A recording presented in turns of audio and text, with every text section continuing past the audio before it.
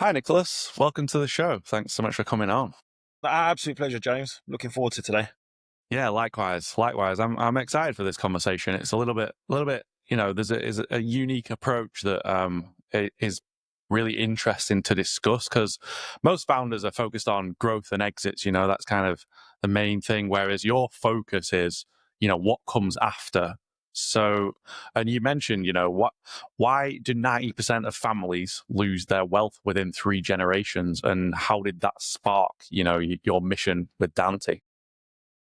Great question. I mean, essentially, it's twofold. So, I've got a personal story behind this, as well as a professional reason behind it. So, my great grandfather was a multimillionaire back in Cyprus, which is where my family history is from.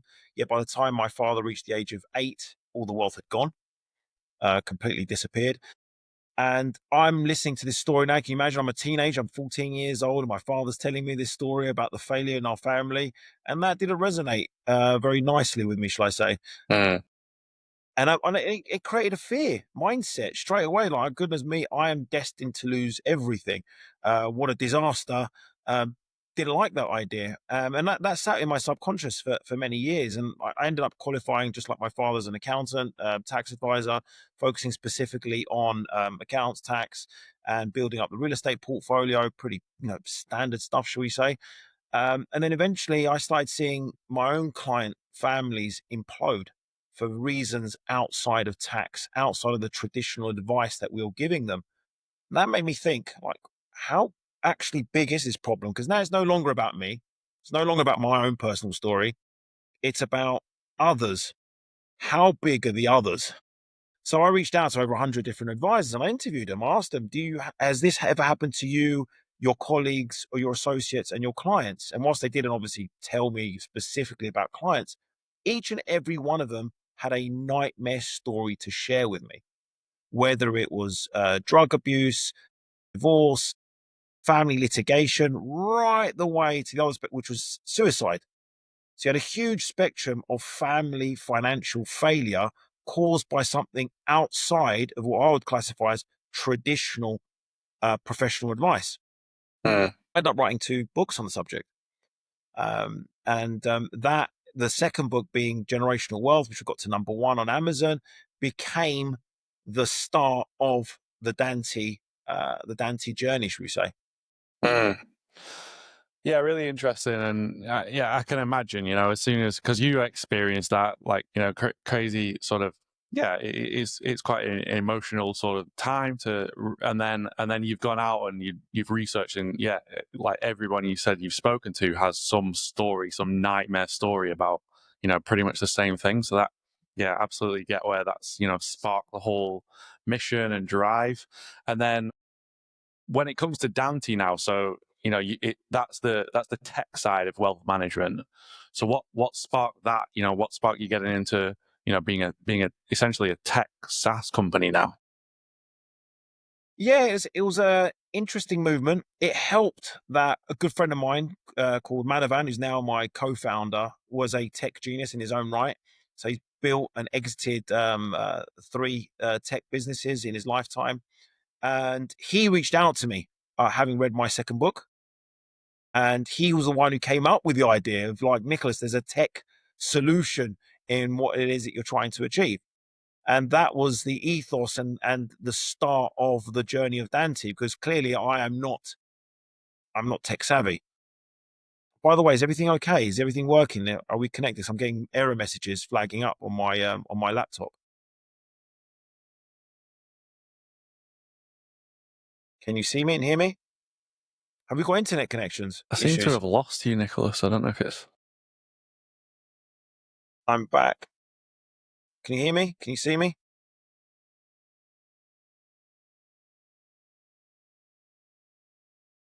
Shit. I can hear you now. It's just quite James, freezy. You just froze for about 30 sec 20 30 can you hear seconds me? then. Let I me don't know if that I this don't know is if what that is on I'm going to your end or connect. my end or what. I'm not sure. Yeah, I think it's an issue with my Wi-Fi. I'm going to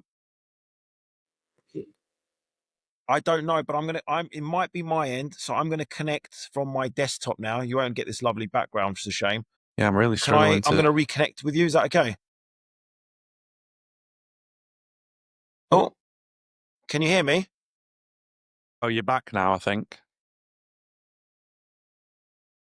Yep, I hope so. But what I'm gonna, James, what I'm gonna do is I'm gonna No, I think you're reconnect on gone my again. desktop. You're fully frozen. I'm gonna can you hear me at least? Yeah. Can you hear me? All right, I'm gonna reconnect on my desktop. So I'm gonna come out and I'm gonna reconnect with you because that's got a hard Okay. connection to the internet. Because this clearly isn't working. Is that right? See you in a bit. I can hear you. You're in and out, but I just heard you said you're going to reconnect on your desktop.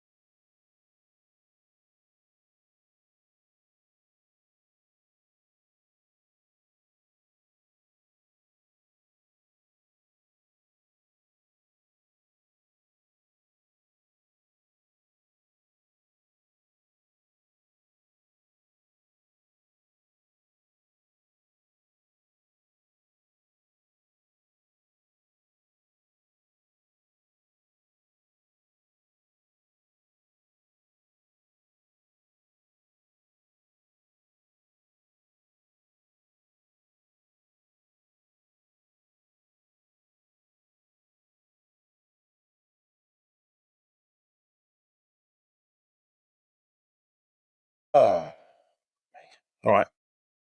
You're right. Honestly, man. Technology's not being your friend today. No, not at all. It It's seems to be. pissing me off. Anyway, It's, it seems to be all right now, though. it's fine now. Yeah, cool. See me and hear me. That's the most important thing. I can see you and hear you. Yeah, I'm not sure if there's a slight delay or not, but I think it's fine. No, it's fine. I can hear you Okay, yeah, crystal clear. yeah, no, it's definitely fine now. That's perfect. Super. Yeah, good stuff. So, do you want to? Shall I just ask you that question again? Because I kind of you dropped off like literally right after I asked that question. Yeah, ask the So I don't same. know Yeah, how long ask you the were same talking question for. again. I think that would certainly help. Yeah, perfect. Perfect.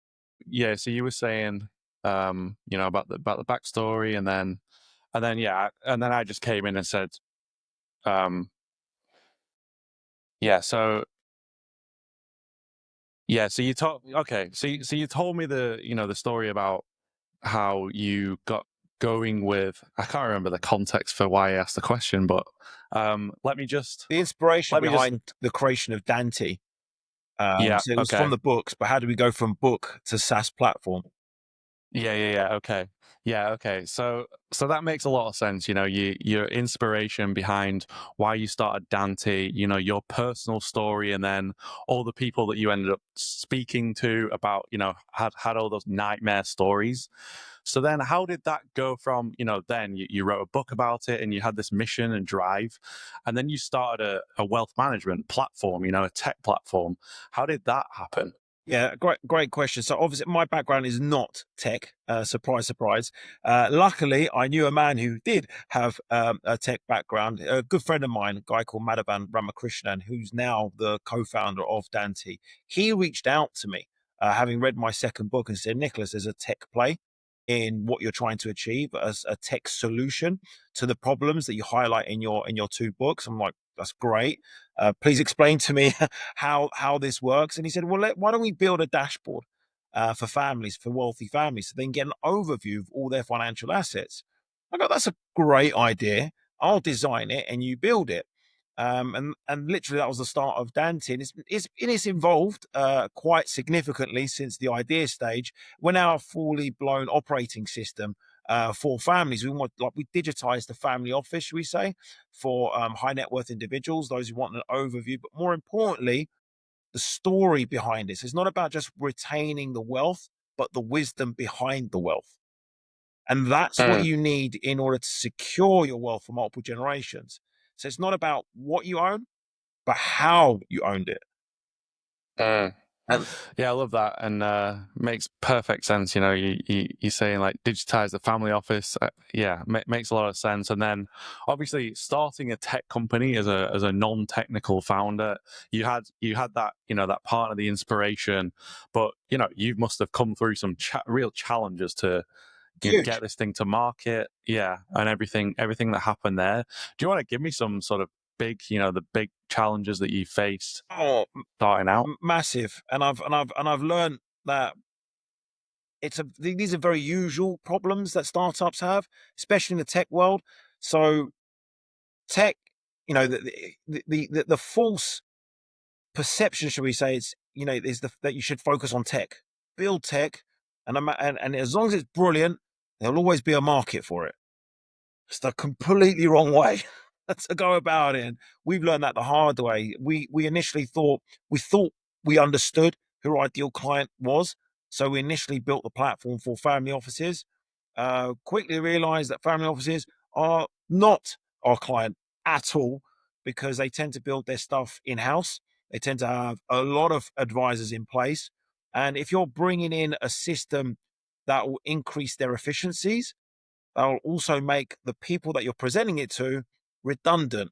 So the likelihood Mm, of them taking up a system that will put them out of a job is next to zero. Hence why we mm, had no take up from family offices per se. Although, ironically, the people that invested in us were from a family office background. So they could see the problem. They invested in us. They helped us build the system, but our ideal client is not the family office. We've also learned as well that we needed to differentiate ourselves, and this is like really raw. This is what's happening like now. That simply creating something that is a little bit better than what's already in the market is not a clear blue strategy. You need to find what is classified as a blue water strategy. You need to be completely unique to what's already in the market. The problem's there: generational wealth, global problem, but the solution has to be unique to the extent that clients are in a position that they must have it, rather than, "That's nice, I might take it up." That's a horrible place to be, by the way, in any business. mm, Where when you're nice, you really do not want to be a nice business. You want to be a mm, must-have business. Like literally, they will lose all. So in our sense, like they'll lose everything unless they utilize Dancy. And mm, that's the perception this is what we're now pivoting towards, creating something that's a must have rather than I'd like to have it. And we've learned that the hard way. We made gazillion mistakes, but you learn, and you learn quite quick. We're young, we're ambitious. I mean, speaking to a very high net worth investor who's come on board and is helping us out, and he said, "Look, Nicholas, you're going round and round in circles." His words, not mine. But you've got something there. Otherwise, if I thought you were terrible, I'll tell you to scrap the business completely. But at least you can pivot. So I was like, okay, thank God for that. And that can happen. You can create tech that nobody wants. It might be Mm, beautiful. It might be the best looking app, and it might be really efficient and really cool and have lots of little crazy buttons, but no one wants it. You have no business. You have a mm, great piece of tech that nobody wants. It's like the analogy that I heard today is trying to sell a white t-shirt to the market. It's not a must-have product. It's just a white t-shirt. It's like, great, everyone, you're no different at all to every other white t-shirt out there. It's very, very difficult to make yourself look unique. It's similar to tech. So you've got to be very careful. That's why you hear, I mean, countless stories of, Silicon Valley startups raising 5, 10, 20, $30 million and then disappearing within 2, 3 years. mm. 100%, 100%, and yeah. I mean, I've been there too. Yeah, it's not a nice place to be, but it's just learning. You know, you've got to just have that resilience and grit as a founder to understand. You know, it takes time to figure this stuff out, and these are the most critical things that you have to figure out. And you know, sometimes you can be kicking yourself, you know, a few months down the line for not learning the lessons sooner when it comes to those, yeah, the critical go-to-market strategy where like that positioning, you know, you mentioned blue ocean strategy and in differentiation and really understanding. I mean, you were right at the forefront of, yeah, targeting a market that, yeah, it just, they saw you as competition that, you know, would basically put Amazing. them out of a job. And then, yeah, and then so pivoting into a whole new category of the market, for sure, it does take time, and especially when you've got, you know, investment behind technology, you feel the pressure of that time as well, you Oh, know. of course. And look, everyone wants it to become an instant success. Guess what? Not going to happen. Mm, Hate to burst the bubble there, but it's just not going to happen. You have this idea and this concept in your head, and you think you're going to be world class, you're going to be a superstar because you found something that everyone that you perceive needs, and then you get slapped down by whether it's the market, whether it's investors, whatever it may be. But the businesses that succeed are the ones that can pivot really quickly in accordance to the market because everyone makes mistakes. I don't care who you are. You look at even the blue chip companies, they've all made mistakes. But it's about, can you change? And you need to almost be a chameleon as a startup business. I mean, literally, you have to, change your color in accordance to the background. You have to change in accordance to the market, but focus on the ideal market. Literally ask the question, how big is this? Whether it's, discovering the problem, whether it's discovering your ideal client and creating something that they really, really want. So we're convinced, our number one, ironically, our number one competitor is the spreadsheet.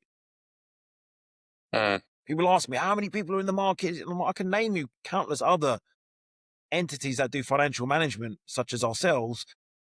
But the number one dominant player still to this day is the spreadsheet. mm, So we need a solution that's so much better that clients will instantly want us and move away from their spreadsheet. mm. And simply being another cool financial tool, not enough. Yeah, 100%. Talk to me more about, so your background is obviously accounting and financial management, which is, you know, and I don't want to box you into this, but it's quite notorious for being quite risk averse and conservative and, you know, like careful with certain things, which is almost at loggerheads with being, you know, a startup entrepreneur, tech entrepreneur. Have you felt a shift in mindset, identity to, like, you know, become the startup entrepreneur and build a product and sell it? Yeah, I mean, essentially, I had to. I had to unlearn a lot of the stuff that I've learned for the last 20, 25 years.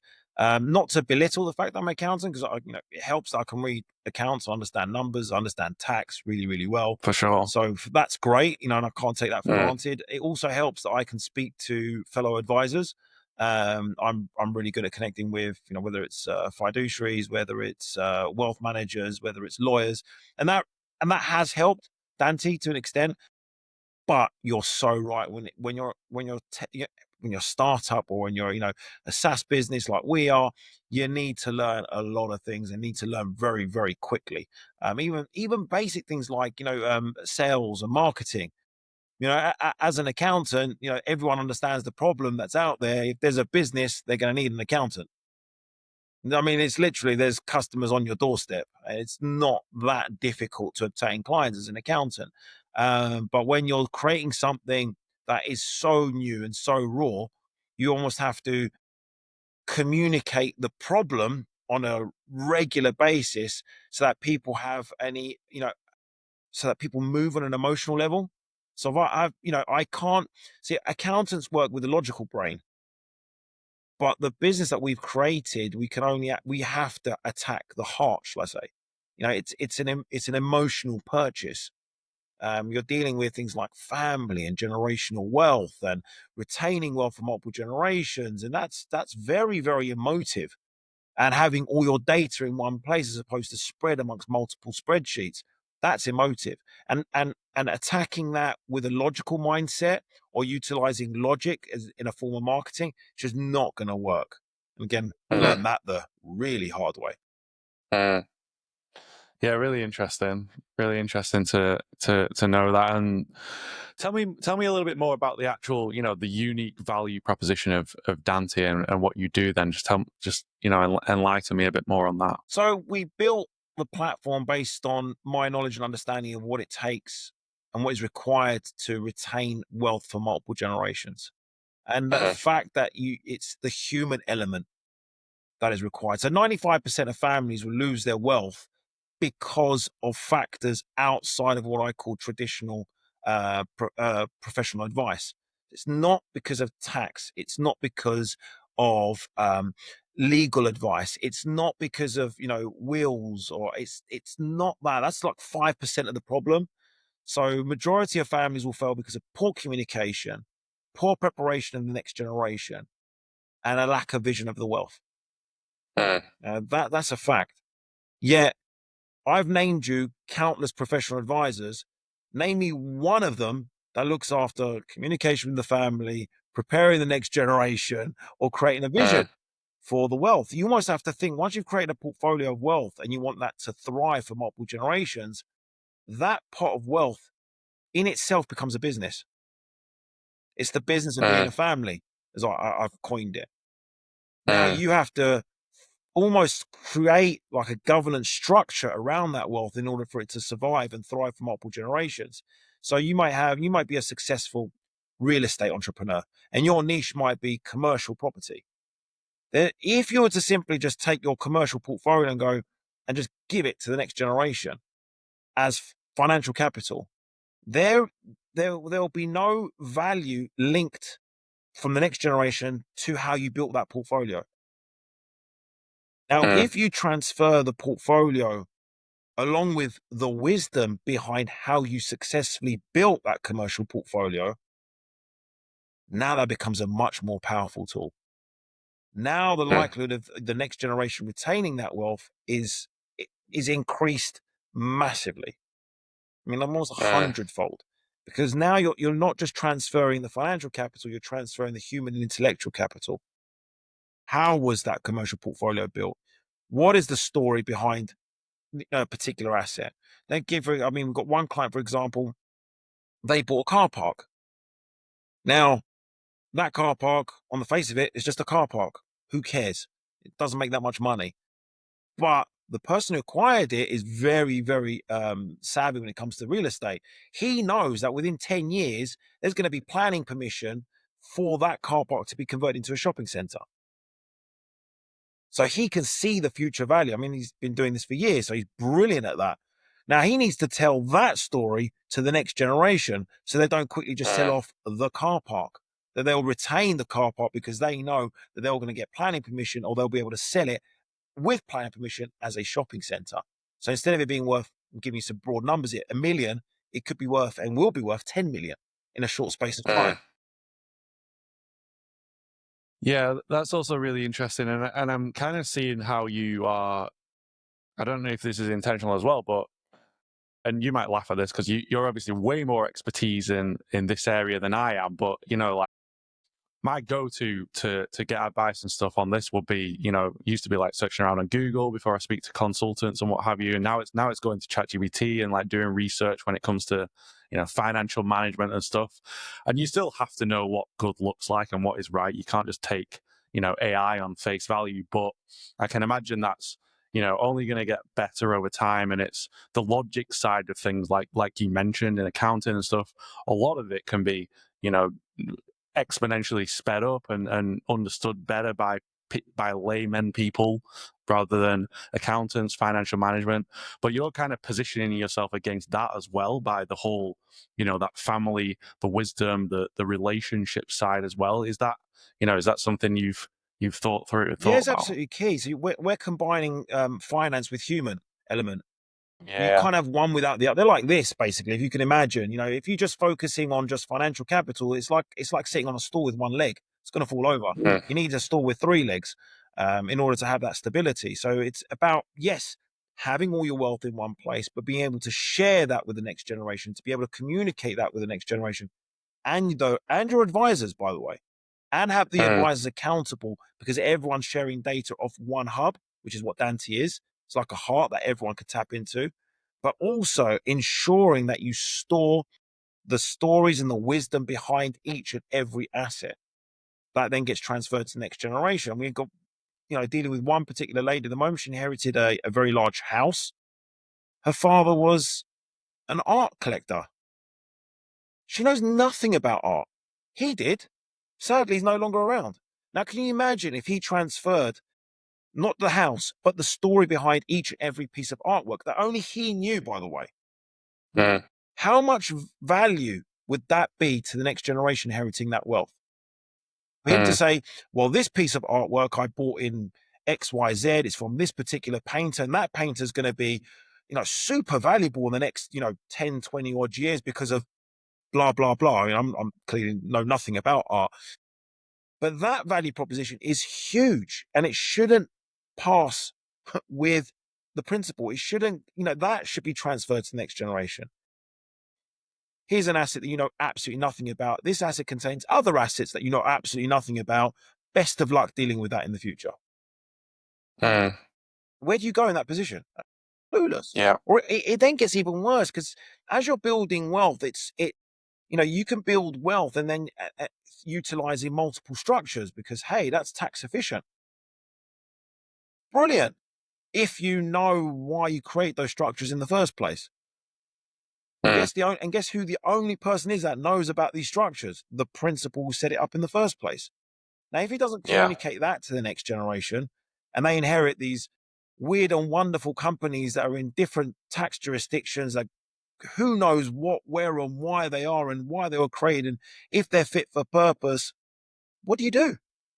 Mm, Do you go and sit and spend hundreds of thousands of pounds speaking to multiple advisors in order to figure out what it is and why, the original principle, whether it's father, mother, grandparent, whatever, and figuring out why they created it? I've seen yeah. I've seen these sort of complex structures take years to unravel. And that's if you know where these structures are. I've dealt with clients who know they've got a property and they haven't got a clue who the legal owner is. And they've never spoken to the fiduciary and they don't even know where they are. And it's, with one particular case, it took, 7 years to unravel that problem. What a waste of time and money and the emotion and financial cost. All because father at the time forgot to tell his daughter, in this particular case, why he set up these structures. Mm.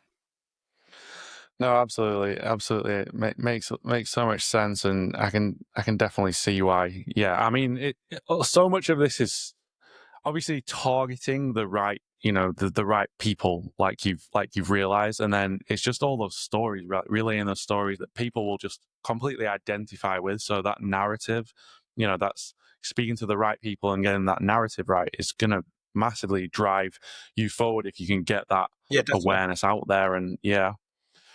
When it comes to growth right now, like what's the biggest challenge? Well, the biggest challenge initially was finding the right customer, which we spoke about. Mhm. So we've pivoted that now, and it's now literally just creating the story behind what it is that we're trying to build, so it's obvious to our target market what makes Yeah. us unique, how big the problem is, so we no longer become a platform that people would like to have, that looks quite nice, to, oh my goodness, I must have that. And Mhm. now now literally we've had to pivot. I mean, this is so new, but it's quite exciting for me. But we've had to pivot to the extent that we're now creating, all the working behind this. We're pivoting to create, the Figma and the website that fully reflects what it is that we're trying to create in terms of the solution that we're providing to the market. Danti is available, is live, but we're now pivoting to the extent that we want to create something that people must have. And that all Mhm. relates to the wisdom part. Yeah. It's not about the financial capital, but the wisdom behind that financial capital, the wisdom behind the wealth. So it's ensuring that all our documents, all our social media, all our website communicate that effectively. Mhm. Yeah, yeah, yeah. Yeah, and I mean, that's still not easy, you know? You can be, like, super adamant that you've got the message there and it's really powerful, but you still have to people are like ADD nowadays, you know, on socials or like trying to outbound and communicate with people. It's so hard to even just get that cut through, get their attention with the message that fits, you know, makes sense, and then them wanting to know more and then taking them down that path, you know, the marketing and sales path. It's still, yeah, it's Difficult. still a You can't yeah. be, again, the other problem that we had initially is that we would try to be the solution for everyone. You Mm, can't. You really can't, because then you're just too generic. You need to mm, really narrow down your key target market and saying, this is who we are. This is the solution for this specific niche market. And that's what we do. And we do it brilliantly, and we mm, do it better than anyone else. And clearly no one else is doing what we're doing. And you must have this because, hey, you're growing your wealth exponentially. Do you really want it to be gone within 2 to 3 generations? No, no one does. Do you really want to see your family implode? No, no one does. Do you really want to see your kids end up in court? No one. I've never met a parent who's ever said, "I can't wait for my children to end up in court." Never. mm, I never. I literally. Not, I've never. I'll be shocked if I ever meet a parent like that. So then mm, clearly, you have a family. You want the best for the next generation, whatever mm, that means in your mindset. You're building something, clearly to last beyond your lifetime, especially if you're working really hard in a business, you're creating a portfolio of assets. You want that to be stewarded correctly, by the next generation, because you want them to train them to become stewards of that wealth. So the wealth mm, grows over time, irrespective of your succession plans, because that's part of the conversation, but it's not the be all and end all. Because people make the assumption mm, that you're building a business, it's all about succession planning. Yet it is, but part of the succession plan is asking next generation, do you want to become successors of this business? mm. Be Yeah, prepared to be, to receive a no. And don't hold it against yeah, what you don't want to do is force the next generation to run the company that they have no intention or have no love for it. yeah, Like, guaranteed failure. yeah. Yeah, that's another really interesting point because I've seen that happen. You know, I've seen people that I've sort of grown up with, and they pushed into like the family business, and it's I don't want to disappoint my father or whatever. That's the emotion, Yeah, which is just it's it's fear based. It's not like what they actually want to do in life. So yeah, interesting. yeah, no, I get it. And they might be the wrong person for that job. Mm, Just because you're of the same bloodline doesn't necessarily mean you are as good as your parent in running that particular company. So yeah, yeah, it's about having those conversations in place, and you need to yeah, have it now. And this is the wisdom that needs to be transferred to the next generation. And if they do want to take over the business, you still need to train them to understand what it takes to become a success, so they don't repeat the same mistakes that you did as a yeah, founder. I certainly don't want yeah, my children making the same mistakes that I've done. over the last 20 years. Mm. I don't want to waste the time. I want them to make Mm. mistakes, but I want them to make their own mistakes because that's how you learn. I don't want them Yeah. to repeat the same mistakes that I've made. Yeah. What a waste of time. Yeah, for sure. For sure. What's so with Danti, what's the growth goal over the next, 6 to 12 months? You're obviously in an exciting place. Yeah, no, ideally we want to get to a million ARR, so I say within 12 months. That's definitely doable. I think we could definitely do that. We want to dominate our three target markets, which is the UK, India, and Dubai. Mm. Specifically, India is a massive market for us. It's a huge appeal for what we're trying to achieve. It's in a huge. I mean, the acceleration growth in business and in finance and in wealth in India is phenomenal. But Mm. when you're making a lot of money, you then start thinking about, okay, what's next? So we're trying to capture that market now. It's going up in that particular direction, and yeah, we want to in the next 3 years we will be the dominant player in those three territories, so that we're ready to then expand into the biggest market of them all, which is the United States. Mm. Big goals. I love it. What have you got experience in selling into like India with the culture? Have you done any of that before, or is that a fresh thing? It's not fresh. I mean, there's reason behind it. So my business partner is Indian. He lives in Okay. Dubai. Our Yeah. entire development team is in India, based in Okay. south of India, called a place called Kerala. Hopefully, I pronounced that correctly. They keep having a go at me for my Western pronunciations of Indian territories, but I'm learning. Mm. I mean, I've soaked up the culture within India. I am still learning. They're amazing. Honestly, the people out there are incredible. I've been out. I've been to Ahmedabad in Gift City, which is amazing. I think Mm. it's the Indian version of Dubai, Gift City. Mm. I've been Okay. to Mumbai a couple of times, and I've been to Kerala as well. And I'm going to be going probably once every 3 months. Yeah. Cool. Huge market for us. Yeah. Yeah, it's amazing. They're very very adaptive, hardworking, very similar to Greek culture, which Okay. I find quite scary.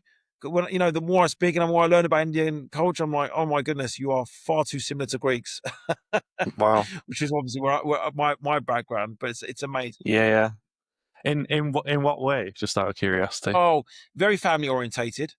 Yeah. They've Yeah. got this culture of, the family is absolutely key to everything. They love food, so do Greeks.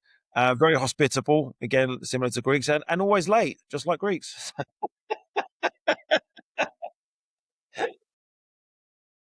Fair enough. Yeah, incredible. Yeah, I mean, I've heard.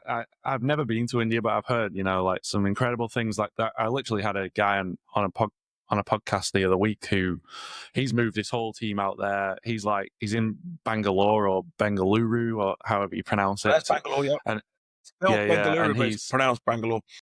yeah, yeah, yeah, and he's like, yeah, it's incredible out here. I feel like I'm in, the AI boom of like Silicon Valley in the '90s. He said it's just insane. So interesting. The growth trajectory right now in India is absolutely insane.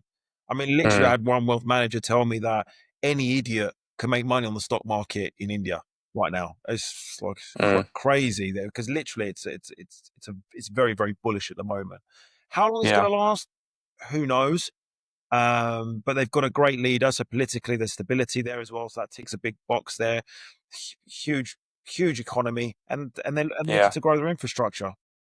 yeah. So everything's aligned in the right direction. Yeah. What are going to be the big roadblocks, the big blockers, obstacles that you've got to overcome that you foresee over the next year or so to hit those goals?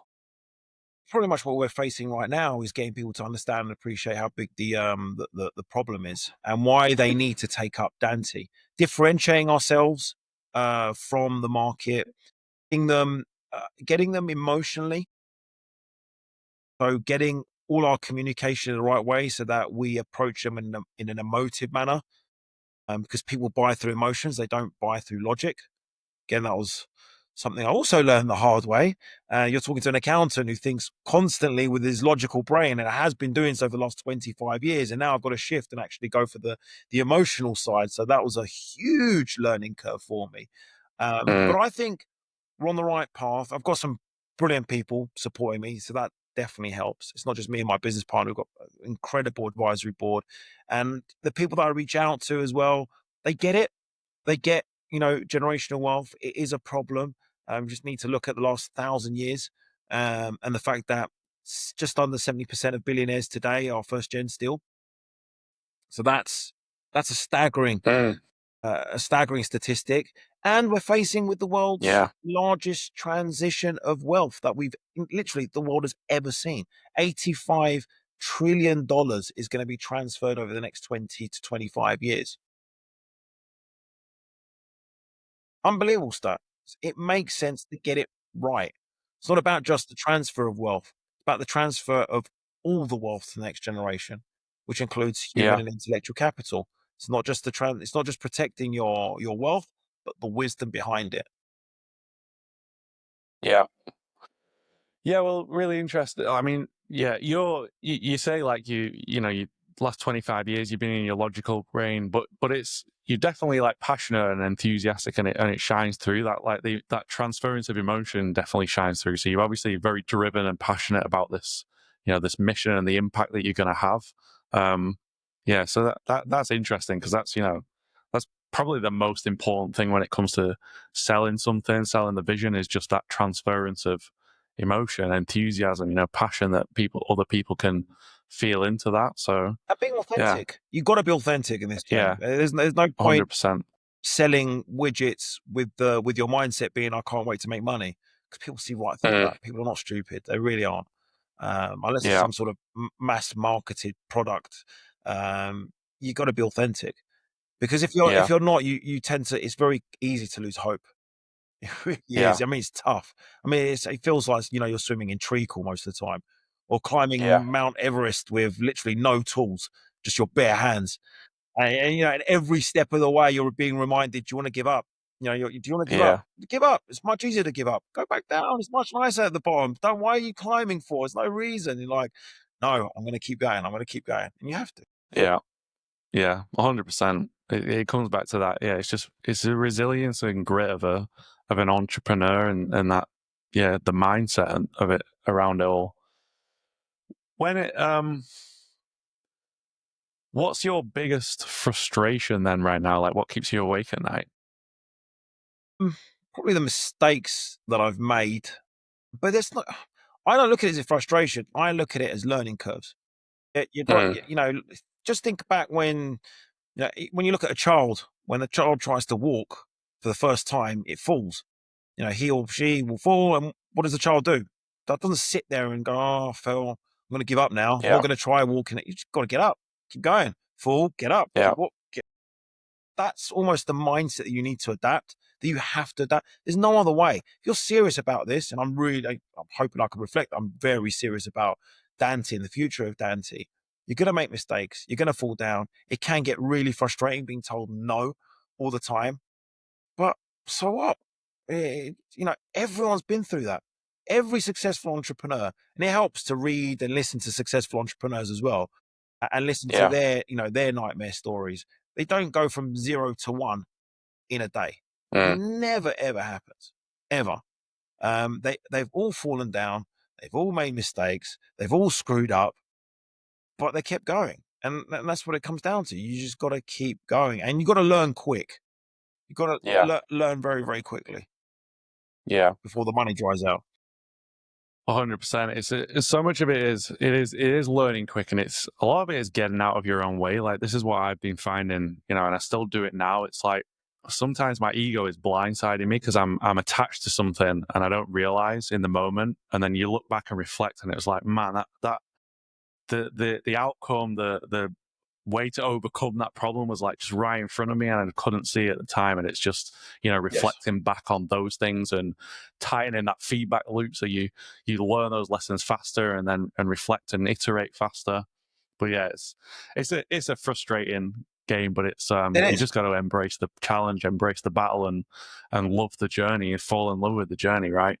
Yeah, I mean, I've heard that so many times. It's not about the destination; it's about the journey. But I mean, yeah, you try to tell that to a startup who's running around trying to raise money all the time. It's all about the journey. It's like I don't care about the journey. I just give me the money so I can build this thing.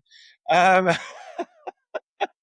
But hey, you know, it is true, and it is a journey, and it's and you've got to, like you say, get out your way, surround yourself with brilliant people, and listen to them, and take criticism on the chin, providing it's like genuine criticism. You know, you don't know everything. I certainly don't know everything, and I never will know everything. So you know, I'll sit back and I'll listen. I'll take it on the chin, and I just tell, you know, even when people try to be polite with me when they criticize me, I'm like, don't be polite. Just get to the blooming point. Just tell me what needs to be done, and I'll just get it done. Tell me what I've done Yeah. wrong so I can avoid that, and then I can move on. I really don't care. It's not about ego. All I care about is making Danti a success. And can you help Mm, me create that success? Great, we can talk. If not, I don't really need you. Please stay out my way. mm.